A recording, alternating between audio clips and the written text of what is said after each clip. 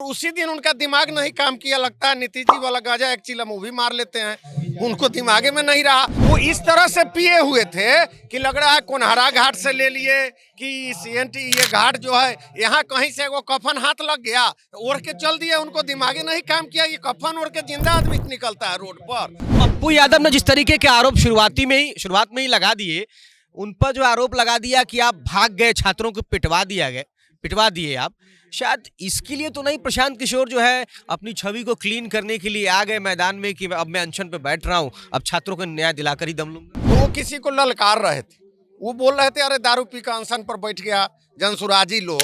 बताइए, जो शीशा तोड़ रहा था ट्रक का, दुकान का शोरूम तोड़ रहा था, तो वो पिए हुए हालत में हो सकता है? बिना पिए हुए मानसिकता काम करेगा आप पर लाठी चलाने का?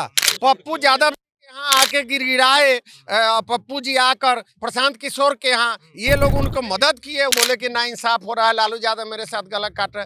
भाई तुम यादव के साथ यादव रहने के लिए बर्दाश्त नहीं करो, पूरा बिहारी कैसे तुम्हारे साथ रहेगा? भूषण सिंह अशोक नाम है, मुजफ्फरपुर से है। अच्छा, जिला अध्यक्ष आप मुजफ्फरपुर के। प्रशांत किशोर आपके नेता पहली बार आंदोलन करने सड़क पर आते हैं या कहिए गांधी मैदान में पहुंचते हैं। इसके पहले आंदोलन को लेकर उनका जो मत था वो कुछ अलग था, लेकिन ग्राउंड पे आए और जिस तरीके का माहौल बना है, पिछले 10-15 दिनों से लगातार चर्चा में रहे हैं प्रशांत किशोर। चाहे तबीयत खराब हुई, जेल गए, बेल मिल गई, सब कुछ हो गया, अब अनशन खत्म हो रहा है। ये जो प्रकरण हुआ है, जनसुराज इस तरीके से चर्चा में रहा है, एक जिलाध्यक्ष के तौर पर, एक राजनेता के तौर पर कैसे आप इसको समझ पा रहे हैं कि क्या जनसुराज के लिए ये फायदे का सौदा होने जा रहा है? क्या जनसुराज की जो राजनीति जिसको लेकर 2025 में काफी चर्चा है कि विधानसभा चुनाव इसी साल में होने हैं, तो क्या 2025 में क्या कुछ इसका फायदा निकलता है? देखिए, हम लड़ाई लड़ रहे हैं जुर्म के खिलाफ, तो जुर्म के खिलाफ लड़िएगा, अत्याचार के खिलाफ लड़िएगा, तो उसमें मजबूरी में सत्याग्रह करना पड़ेगा। वो नहीं चाहते थे, आंदोलन में विश्वास नहीं करते थे। उनका कहना था कि जनता पर जो ये 75 साल के आज़ादी के बाद भी भारत के अंदर अभी भी बिहार पिछड़ा का पिछड़ा ही रह गया, तो इसकी लड़ाई लड़ने चले हैं बिहारी बेटा के नाते, और जय बिहार का नारा दिए हैं बिहार में बदलाव के लिए। तो वो किसी तरह वोट जमा करके सरकार बनाने के पक्ष में नहीं है। लोगों को जागरूक करके उसके मुद्दे को उठाकर जनता को अच्छा लगे। 5 जगह चुनाव जो हुआ तो उसमें स्पष्ट बोलते थे कि ये मेरा मांग है, ये व्यवस्था है, रात है, ये दिन है, इसमें आपको अच्छा लगे तो वोट दीजिए, नहीं तो नहीं दीजिए, आप जुर्म सहते रहिए, हम तो आपको जगाने आए हैं। लेकिन छात्रों पर जो आंदोलन हुआ, तो इससे मजबूर होकर उन्होंने इस रास्ते को अख्तियार किया, जिसके तहत जेल या बेल की बात है, लेकिन ये एक शुद्ध गैर कानूनी था। पप्पू यादव ने जिस तरीके के आरोप शुरुआत में ही लगा दिए, उन पर जो आरोप लगा दिया कि आप भाग गए, छात्रों को पिटवा दिए आप, शायद इसके लिए तो नहीं प्रशांत किशोर जो है अपनी छवि को क्लीन करने के लिए आ गए मैदान में कि अब मैं अनशन पे बैठ रहा हूं, अब छात्रों को न्याय दिलाकर ही दम लूंगा। नहीं, देखिए, पप्पू जी तो पहले विलेन जिस तरीके से बनाया गया प्रशांत किशोर, हाँ, तो आज तक पप्पू यादव ऑलरेडी विलेन का काम किए, उसी में एक फल उनको मिल गया कि वो सांसद हो गए।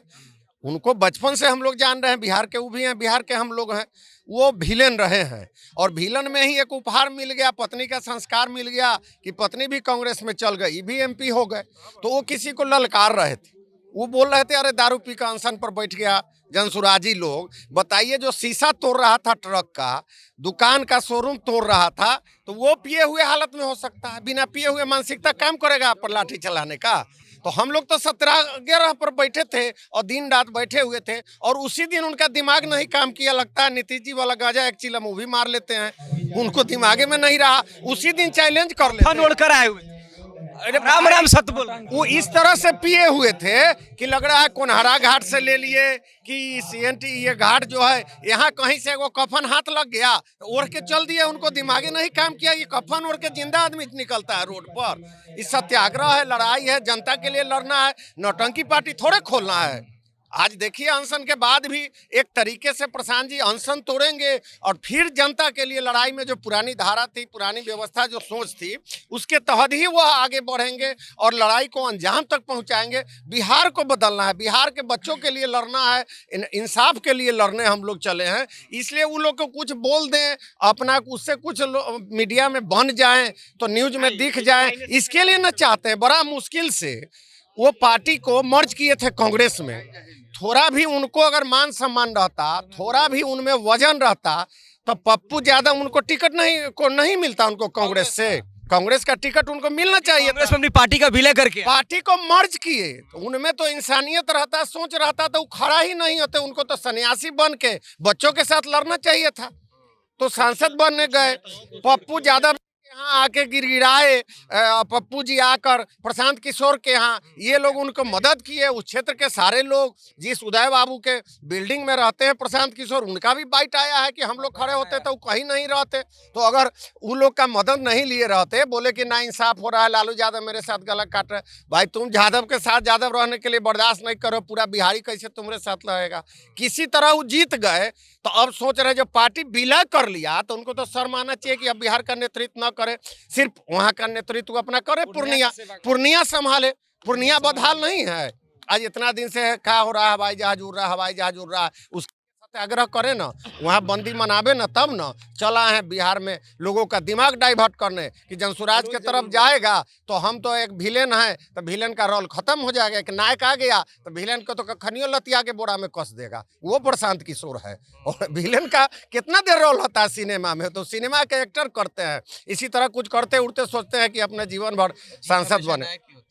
नायक की होती है और नायके का होगा, उनका कहीं कुछ नहीं है, वो सब बेकार है उनका। वो शीशा तोड़ के बर्दाश्त नहीं हुआ, उनके बच्चे ने दारू पीकर हंगामा किया था, तो क्या बोलते। दूसरा पूछे, ये गांव में कहता ना पूर्व भाई नाक वाला, बिना नाक वाला को हंस देता है। वही उनका दारू पी के जो नौटंकी किया, तो आप लोग तो छोड़ते नहीं, आप लोग पूछबे करते कि क्यों शीशा टूटा शोरूम का, गाड़ी का, तो वो पहले ही बोल दिया कि अरे प्रशांत किशोर का आदमी दारू पी ले था, अपने कमर जो है कफन ओढ़ लेते, वही दिमागे में नहीं आया। तो क्या कहिएगा वैसे लोगों को, वो सब समय बर्बाद करेंगे, बिहार के उज्जवल भविष्य को बर्बाद करेंगे कुछ ना कुछ उल्टा पलटी बोल के।